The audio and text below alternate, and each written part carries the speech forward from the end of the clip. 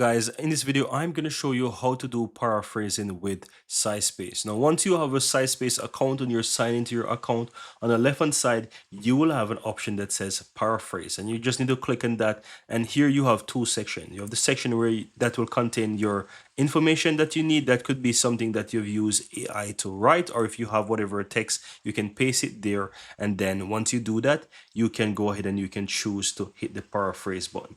Here you have some options here, which is academic, fluent, and so forth and so forth, right?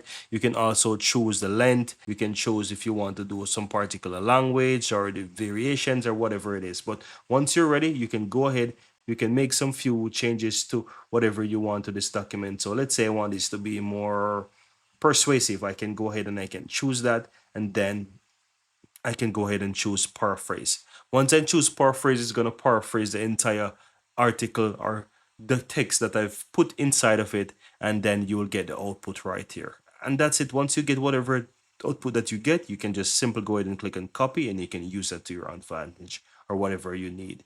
So keep in mind that this can take a maximum of 500 words, so you can easily go ahead and stock it up to 500 words if you have a lot of text that you want to paraphrase. So you can do up to 500 words here, so you can paraphrase at a time.